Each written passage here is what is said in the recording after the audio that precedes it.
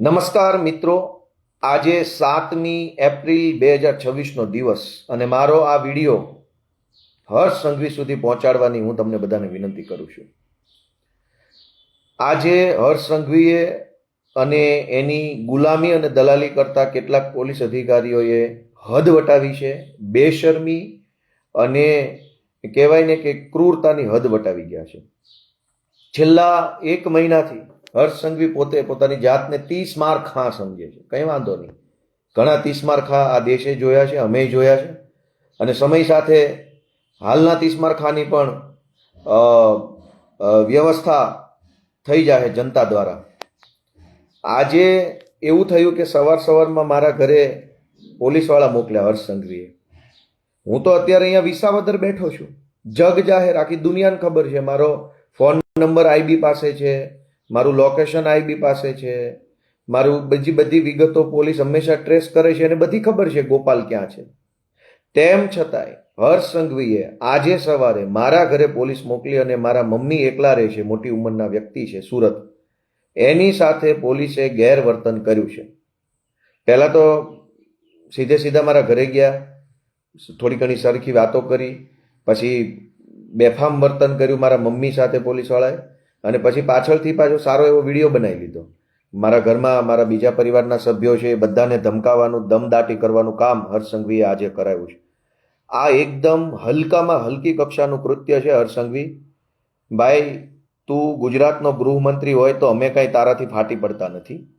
તારી પાસે 5, 25, 50 દલ્લા આઈપીએસો હોય તો અમે કાંઈ એનાથી ફાટી પડતા નથી. તારામાં અને તારા દલાલ આઈપીએસોમાં તાકાત હોય તો માનનીય ગોપાલભાઈ ઇટાલિયા વિસાવદરમાં જ છે. તને જ્યારે મજા આવે ત્યારે જે મજા આવે એ કલમ અંતર્ગત ધરપકડ કરી લેવાની છૂટ છે. અમે કોઈ તારાથી ફાટી પડતા નથી કે અમે કોઈ તારાથી કંઈ ડરી જવાના નથી. 30 માર ખા હોય કે દિલ્હી સલ્તનતનો મુઘલ સમ્રાટ હોય, અમે અમારા ઈમાનદારીના દમ પર જીવીએ છીએ. પણ આજે જે કૃત્ય કર્યું છે એ બિલકુલ વ્યાજબી કૃત્ય નથી. હર્ષ સંઘવીએ મારા ઘરે સુરતમાં મારા મમ્મી એકલા રહે છે, મોટી ઉંમરના વ્યક્તિ છે, મહિલા છે, એની સાથે પોલીસે ગેરવર્તન કર્યું છે. ન બોલવાના શબ્દો બોલ્યા છે. મમ્મીને આરે જે ગાળાગાળી કરી છે એ હર્ષ સંઘવીને હું કહી દેવા માંગુ છું કે આ બિલકુલ વ્યાજબી વાત નથી. તારી દુશ્મની કે તારી રાજકીય વિરોધાભાસ ગોપાલ ઇટાલિયા સાથે હોય તો ગોપાલ ઇટાલિયો બિંદાસ ખુલ્લો ફરે છે ગીરના જંગલમાં. અમે કોઈ તારાથી ક્યારેય જિંદગીમાં છુપાવાના નથી. તારી કોર્ટ કચેરી, કાયદો, કલમ, પોલીસ દંડા, ધોકા બહુ જોઈ લીધા ભાઈ. પણ આ મહિલાઓ ઉપર પોલીસ મોકલીને તું જે હોશિયારીઓ બતાવે છો એ બિલકુલ વ્યાજબી વાત નથી. આ બિલકુલ વ્યાજબી વાત નથી. હું ગુજરાતની જનતાને વિનંતી કરું છું કે હર્ષ સંઘવીએ આજે મારા ઘરે પોલીસ મોકલી અને મારા મમ્મી સાથે પોલીસે જેમ ફાવે તેમ વર્તન કર્યું છે. મારી મા સિનિયર સિટીઝન છે, હું રાજકારણમાં છું, મારા મમ્મી નથી. મારી માએ તો મને ઘણું કીધેલું કે બટા આ રાજકારણ રહેવા દે, આમાં બધા લુખ્ખા હોય, આમાં ગુંડાઓ હોય, હલકા માણસો હોય, બટા આપણે આ ન કરાય, આપણે નાના માણસો છીએ, આપણે ગામડાના માણસો છીએ, આપણને રાજકારણમાં કોઈ આગળ ન આવવા દે. મારી મમ્મીએ મને ઘણો સમજાવ્યો હતો. પણ મેં એવું નક્કી કરેલું કે રાજકારણમાં જો ભાજપના ગુંડાઓ જ ગુંડાઓ હોય તો હવે હું રાજકારણમાં જઈશ, આ ગુંડાઓને તે જેલમાં પુરાવાનું કામ કરીશ અને રાજકારણને બદલવાની કોશિશ કરીશ. મારી જેવો સામાન્ય પરિવારનો વ્યક્તિ, ગામડાનો નાનો માણસ, મહેનત મજૂરી કરીને ભણી ગણીને ઉપર આવેલો વ્યક્તિ વિસાવદરની જનતાના આશીર્વાદથી ધારાસભ્ય બને અને ગુજરાતની જનતાના આશીર્વાદથી આમ આદમી પાર્ટી આગળ વધે, એ વાતનો બદલો હર્ષ સંઘવી પોલીસ મોકલીને મારી મમ્મી સાથે બદલો લેશે. એટલે આટલી વિકૃતિ આવી ગઈ છે હર્ષ સંઘવીને, સત્તાની આવી હવા ભરાઈ ગઈ છે. તો જા ભાઈ, તને કહી દીધું કે તું અને તારા દલાલ 4-5 આઈપીએસો જેને હું ઓળખું છું એનામાં જે ફાંકો હોય ને એ ફાંકો કાઢી નાખજો અને ધરપકડ કરી લેજો. તમારી જેલ, તમારો દંડો, તમારી પોલીસ મને શું ડરાવી શકે છે હું જોઉં છું. અમે કાઠિયાવાડની ધરતીનું ધાવણ ધાવીને મોટા થયા છે. આ શું રાજનીતિ આદરી છે? આ માણસાઈ છે? આ કોઈ વ્યવહારિક વાત છે? તમે એક સિનિયર સિટીઝન 65 વર્ષની મહિલાને પોલીસ મોકલીને દબાવો એટલે શું સમજો છો તમારી જાતને? આવા તો અનેક ગૃહમંત્રીઓ આવ્યા અને દફન થઈ ગયા, માટી વળી ગઈ શરીર ઉપર, કોઈને યાદ નથી કેટલા આવા પાક્યા ને કેટલા ક્યાં જતા રહ્યા. મિત્રો, હું ગુજરાતભરની જનતાને એક વિનંતી કરવા માંગુ છું કે મને આજે બહુ દુઃખ થયું છે. મારા શબ્દો આકરા હશે.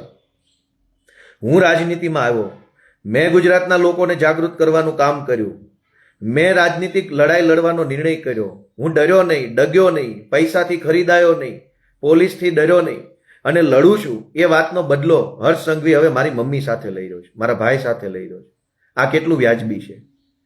જે કાંઈ તમારે રાજકીય દુશ્મની કરવી હોય, માથાકૂટ કરવી હોય, હુમલા કરાવવા હોય અમારા ઉપર, જેલમાં પૂરવા હોય, તો હું પોતે હાજર છું. હું ક્યાંય મારી જિંદગીમાં ભાગ્યો નથી કે મારી જિંદગીમાં હું કોઈ દિવસ ક્યાંય હોય બાપા ભાઈ બાપા મરી ગયા કરતો નથી. જે કાંઈ આવે એમાં આપણું ગોપાલભાઈ ઇટાલિયાનું કામ મોરે મોરા વાળું જ હોય છે. આપણને સીધી કોઈ પણ પ્રકારની બીક લાગતી નથી. પણ આજે હર્ષ સંઘવીએ જે કામ કર્યું છે, હું બધા મારા જે કાંઈ મિત્રો ગુજરાતભરના છે એને એક જ વિનંતી બે હાથ જોડીને કરું છું કે આ વિડીયો એટલો શેર કરો કે એક એક માણસ સુધી પહોંચવો જોઈએ કે હર્ષ સંઘવીએ કેવા હલકા ધંધા ચાલુ કર્યા છે. આટલી હદે વિકૃતિ ન કરવી જોઈએ ભાઈ. મને આજે બહુ દુઃખ લાગ્યું છે. મારા મમ્મી રાજનીતિમાં છે નહીં. અમારા સોસાયટીના સિક્યુરિટી ગાર્ડ સાથે પણ પોલીસે ચર્ચા કરી છે અને એને પણ પૂછું ગોપાલ ક્યાં છે, ક્યારે આવે છે, એની પત્ની શું કરે છે, બાળકો શું કરે છે. ભાઈ મને પૂછી લે ને, ફોન તારી પાસે છે, તારા ઇન્ટેલિજન્સ બ્યુરોના દલ્લા આઈપીએસઓ છે એની પાસે છે, તારા પાગિયાઓ કેટલાક એસપી છે એની પાસે બધી જ ડિટેલ છે. તું પૂછી લે ને, તારા દલ્લાઓ જે છે એને પૂછી લે કે ગોપાલના છોકરા શું કરે, બૈરા શું કરે, બધું જ અમે જાણીએ છીએ. તમારે સિક્યુરિટી ગાર્ડને ક્યાં આવી બધી ધાક ધમકી કરવાની જરૂર છે? સોસાયટીનો સિક્યુરિટી ગાર્ડ છે કે મારો વ્યક્તિગત પર્સનલ માણસ નથી, એ તો સોસાયટીનો કોમન વ્યક્તિ છે. 2-5 હજાર પગાર ઉપર કોઈ ગરીબ માણસ બચારો નોકરી કરતો હશે. હું તો ઓળખતોય નથી એને કે કોણ છે, કયા ગામના છે. તમે સોસાયટીના સિક્યુરિટી ગાર્ડને પોલીસથી ડરાવો, મારા મમ્મીને પોલીસથી ડરાવવા નીકળ્યા એટલે શું સમજો? તમારાથી ફાટી પડીશું. તમારામાં જે મને ધરપકડ કરી લો ને, કઈ વાંધો નહીં, હું આ બેઠો અહીંયા બિંદાસ વટથી બેઠો છું. તારામાં જેટલું પાણી હોય ને એટલા પાણીથી મોકલજે તારા આઈપીએસ ડીવાયએસપી, તારામાં જે કાંઈ તારા દલાલો હોય ને એની ટોળકી મોકલી દેજે અને હું એક પગલું પાછું નહીં ભરું. પણ આ બિલકુલ વ્યાજબી વાત કરી નથી. આ વસ્તુ મને બહુ ખટકી છે, મને ખૂબ દુઃખ લાગ્યું છે. હર્ષ સંઘવીએ મને એને ખબર છે બધી કે ગોપાલ ઇટાલિયાને પકડવો હોય તો ગોપાલ ઇટાલિયાને ટ્રેસ કરો એટલે પોલીસ આઈબી બાઈબી બધાને બધી ખબર છે. કેમ કે હું કંઈ છુપાઈને તો જીવતો નથી. રોજ સવારે કંઈક ને કંઈક જાહેર કાર્યક્રમોમાં હોઉં છું, સભામાં, મિટિંગમાં, સત્સંગમાં, ગમે ત્યાં. તેમ છતાંય તમે મારા ઘરે પોલીસ મોકલો છો અને મારા મમ્મીને ડરાવવાની કોશિશ કરો છો, ગાળાગાળી કરો છો ઘરે જઈને એક મહિલા સાથે. એટલે શું એમ તમારી જાતને શું સમજો છો તમે? અને જે દલ્લાઓ, હર્ષ સંઘવીના જે દલ્લાઓ મારા ઘરે ગયા છે એની વિનંતી છે કે બહુ દલાલી કરવામાં મજા નથી. સરકારો બદલાઈ જશે ને તો મોઢું નહીં છુપાઈ શકો. મર્યાદામાં જીવો, મર્યાદામાં નોકરી કરો, મર્યાદામાં સંવિધાનની મર્યાદામાં રહીને તમારું જે કાંઈ કામ હોય એ કરો. પણ હર્ષ સંઘવીની કે ભાજપની દલાલી ન કરો. સંઘવીની સરકાર કોઈ આજીવન રહેવાની નથી. અમે મહેનત કરીએ છીએ. ગુજરાતની જનતા કાલે અમને આશીર્વાદ આપશે. અને ગુજરાતભરની જનતાને મારી એક જ વિનંતી છે કે તમને એમ લાગતું હોય કે ગોપાલ ઇટાલિયાના ઘરે હર્ષ સંઘવીએ પોલીસ મોકલી એ વાત વ્યાજબી નથી તો આ વિડીયો શેર કરીને કરોડો લોકો સુધી મારી લાગણી પહોંચાડો. મને આજે બહુ દુઃખ લાગ્યું છે, મને અત્યંત પીડા થઈ છે. કેમ કે હું કોઈ દિવસ કોઈ ભાજપવાળાના ઘરે જઈને એમની મા બહેનો સાથે મેં ગેરવર્તન નથી કર્યું. હું ભાજપવાળાને રાજકીય કટાક્ષ કરતો હોઉં, રાજકીય ટીકા ટિપ્પણી કરતો હોઉં, રાજકીય રીતે એમના ઉપર કટાક્ષ કરું, એ બધું તો કરું છું અને ભવિષ્યમાંય કરીશ. પણ હું કોઈ ભાજપના નેતાઓના ઘરે જઈને એમના બહેનો દીકરીઓ સાથે મેં કોઈ દુર્વ્યવહાર નથી કર્યો. પણ હર્ષ સંઘવીને આજે કુબુદ્ધિ સૂજી છે કે મારા ઘરે મારી મમ્મી સાથે એની પોલીસે જઈ અને ગેરવર્તન કર્યું છે અને સિક્યુરિટી ગાર્ડને પણ આડકતરી રીતે ધમકાવવાની કોશિશ થઈ છે. મારા મમ્મીને રાજનીતિનો ખબર નથી. હું મારો હોદ્દો કયો છે, એ હોદ્દાનું શું મહત્વ કહેવાય, ધારાસભ્ય એટલે શું કહેવાય, મારા મમ્મીને કંઈ ખબર નથી. એકદમ દેશી માણસ છે, ગામડાના માણસ છે. એકદમ ભગવાનનું નામ લેવું, ભગવાનના યુટ્યુબ પર વિડીયો સાંભળવા, પૂજાપાઠ કરવા, એનાથી આગળ એમને ખરેખર કઈ દુનિયામાં શું ચાલે છે ખબર નથી. એટલા ગામડાના, એટલા સીધા વ્યક્તિ છે.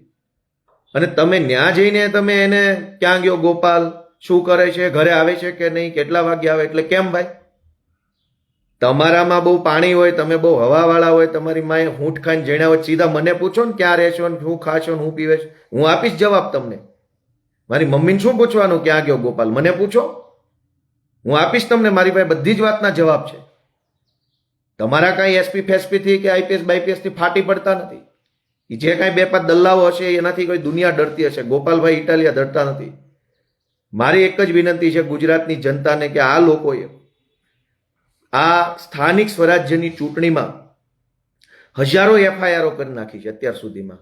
આજે રાજકોટની અંદર આમ આદમી પાર્ટીના ઉમેદવારો ઉપર એફઆઈઆર કરી, આજે સુરેન્દ્રનગરની અંદર આમ આદમી પાર્ટીના કાર્યકર્તાઓની ધરપકડ કરી, આજે જ સુરતમાં મારા ઘરે પોલીસ ગઈ, આજે અમદાવાદમાં પણ અનેક કાર્યકર્તાઓના ઘરે પોલીસે જઈને ધાક ધમકી કરી. આની પહેલા ડાંગમાં, ખંભાળિયામાં, ગીર સોમનાથમાં, કોડીનારમાં, સૂત્રાપાડામાં, પોરબંદરમાં, અમદાવાદમાં બધી જ જગ્યાએ પોલીસે ભાજપના હર્ષ સંઘવીની દલાલી કરતા કેટલાક અધિકારીઓએ આખા ગુજરાતમાં આમ આદમી પાર્ટીના કાર્યકર્તાઓ અને ઉમેદવારોને ધરપકડ કરવી, ખોટા કેસોમાં ફસાઈ દેવા, એના પરિવારના સભ્યોને ડરાવવા, એના મમ્મી પપ્પાની સામે રોફ જાળવો, આ ધંધો આખા ગુજરાતમાં ચાલુ કર્યો છે અત્યારે સંઘવીએ. પણ ભાઈ સંઘવી, તુંય સાંભળી લેજે, તું ગમે એવો મોટો 30 માર ખા હોય ને તો હું મારી માનું ધાવણ ધાવીને જન્મેલો. હું જોઉં છું તને તું મને કેવી રીતે બીવડાવે છો.